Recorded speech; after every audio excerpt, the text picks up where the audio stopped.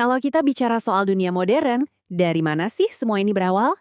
Nah, ada sebuah sumber yang punya argumen menarik banget. Katanya, peradaban Islam punya peran transformatif yang luar biasa. Mulai dari cara kita berpikir soal etika, sains, sampai ke pemerintahan. Yuk kita bedah argumennya. Oke, kita awali dari kutipan yang satu ini. Menurut sumber yang kita bahas, perkataan ini tuh kayak rangkuman dari keseluruhan ceritanya. Bagaimana sebuah peradaban yang tadinya dianggap sederhana bisa bangkit jadi kekuatan global. Nah, ini dia inti argumen yang akan kita kupas tuntas. Ini dia peta jalan kita untuk beberapa menit ke depan. Kita bakal lihat dulu kondisi dunia waktu itu, terus masuk ke fondasi moral yang baru, revolusi ilmiah, sistem pemerintahan, dan terakhir kita lihat warisan pengetahuannya. Langsung aja kita mulai ya. Oke, kita masuk ke bagian pertama. Jadi, sebelum kita bahas perubahannya, kita harus paham dulu dong, situasinya kayak apa sih waktu itu? Nah, sumber yang kita bedah ini ngasih gambaran dunia sebelum kemunculan Islam. Ini penting banget sebagai fondasi argumennya. Pertama, kita lihat Yunani. Kita kan kenalnya Yunani itu pusat filsafat, pemikiran hebat ya kan? Tapi menurut sumber ini, di balik itu semua, kondisi etika mereka lagi parah-parahnya. Bahkan sampai disebut kalau para filsufnya sendiri melegalkan pembunuhan bayi untuk mengontrol populasi. Nggak cuma Yunani, kita geser ke Persia. Sumber ini menyoroti kalangan elitenya nih, para penguasa Sasania. Dikatakan, moral mereka juga merosot. Dan contoh yang dikasih cukup ekstrim, praktek pernikahan sedarah di lingkungan kerajaan. Terus gimana dengan Romawi?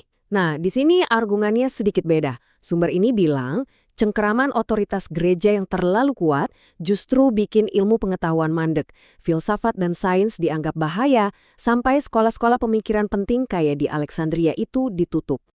Dan terakhir, sumber ini membawa kita ke Jazirah Arab sebelum Islam. Gambaran yang dikasih adalah sebuah masyarakat tanpa aturan yang jelas. Bener-bener kayak hukum rimba, yang kuat yang menang. Praktek-praktek kejam kayak mengubur anak perempuan hidup-hidup pun katanya dianggap biasa aja waktu itu. Oke, jadi tadi itu gambarannya ya, dunia yang katanya lagi kacau balau. Nah, sekarang kita masuk ke bagian kedua. Sumber ini kemudian menjelaskan apa yang dianggap sebagai solusinya, sebuah fondasi moral yang benar-benar baru untuk membangun masyarakat. Nah, ini dia pergeseran utamanya. Coba kita lihat perbedaannya.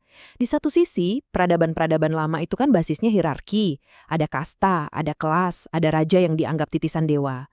Nah, sistem yang baru ini, menurut sumbernya, mendobrak itu semua. Basisnya adalah hukum Tuhan, di mana semua manusia itu setara. Nggak ada lagi yang lebih tinggi karena keturunan.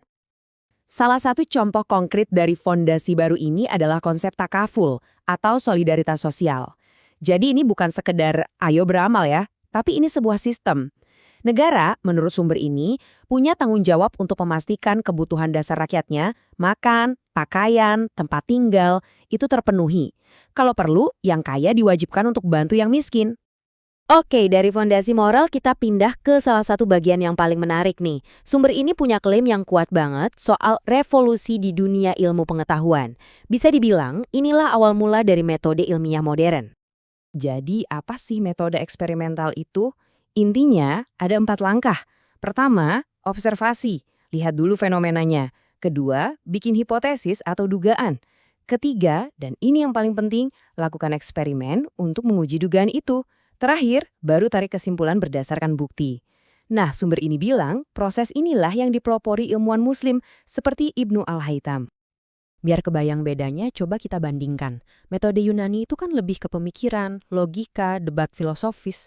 Nah, metode yang ini beda banget. Nggak cukup cuma dipikirin, tapi harus dibuktikan. Harus ada eksperimen, harus ada data. Ini, menurut sumbernya, adalah sebuah lompatan besar dalam cara manusia mencari kebenaran. Dan ini bukan cuma teori loh, hasilnya luar biasa. Sumber ini ngasih banyak contoh. Ada aljabar dari Al-Khwarizmi yang jadi fondasi matematika, ilmu optik dari Ibnu Al-Haytham, instrumen bedah dari Az-Zahrawi, bahkan sampai kitab kedokteran, The Canon of Medicine karya Ibnu Sina yang jadi buku pegangan di Eropa selama ratusan tahun. Tapi inovasinya nggak cuma di lab atau di buku. Ternyata menurut sumber ini, cara berpikir baru ini juga merembet ke cara mengatur negara. Yuk kita lihat gimana perubahan ini terjadi di bidang keadilan dan pemerintahan. Nah, ini juga pergeseran yang radikal banget. Coba bandingkan, dulu ada kaisar atau raja yang absolut. Apa kata dia? Itulah hukum. Dia sering dianggap suci, nggak bisa salah. Di sisi lain, ada konsep khalifah. Dia bukan Tuhan, dia manusia biasa yang bisa salah, dan yang paling penting, dia tunduk pada hukum yang sama seperti rakyatnya. Dia harus bertanggung jawab.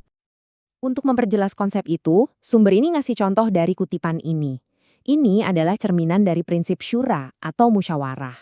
Intinya apa? Pemimpin itu nggak boleh merasa paling tahu segalanya. Dia justru harus aktif mencari masukan dan nasihat. Ini kan beda banget ya sama model pemimpin diktator. Oke, kita sampai di bagian terakhir. Setelah ada landasan moral baru, revolusi ilmiah, dan sistem pemerintahan yang beda, pertanyaannya, terus gimana? Apakah semua ini cuma dinikmati sendiri? Nah, menurut sumber ini, justru disinilah letak warisan terbesarnya. Bagaimana ide-ide ini menyebar dan mengubah dunia. Jadi ceritanya begini, pengetahuan ini kan berkembang pesat di pusat-pusat peradaban kayak Baghdad dan Cordoba. Dari sana, ilmu itu mengalir ke Eropa, terutama lewat Spanyol dan Sisilia. Nah, di sanalah orang-orang Eropa mulai sadar, wah, ini ada harta karun ilmu pengetahuan, dan dimulailah gerakan penerjemahan besar-besaran. Biar Anda kebayang segila apa gerakan penerjemahan ini, sumber ini ngasih satu contoh, seorang sarjana bernama Gerardo da Cremona. Dia sendirian loh menerjemahkan lebih dari 70 buku penting dari bahasa Arab ke Latin. Itu baru satu orang. Bisa dibayangin kan betapa masifnya transfer ilmu ini. Terus hasilnya apa buat Eropa? Wah, dampaknya permanen. Menurut sumber ini, metode ilmiah yang tadi kita bahas itu jadi dasar ilmu pengetahuan di sana. Buku kedokteran Ibnu Sina jadi standar. Bahkan, arsitektur katedral gotik dengan lengkungan runcingnya itu terinspirasi dari sini. Termasuk tentu saja aljabar dan angka Arab yang kita pakai setiap hari. Dan ini dia kesimpulan pamungkas dari sumber yang kita bahas. Argumennya jelas, Renaissance di Eropa atau kelahiran kembali itu bukanlah sesuatu yang muncul tiba-tiba. Menurut teks ini, Renaissance adalah buah langsung dari transfer pengetahuan masif dari dunia Islam.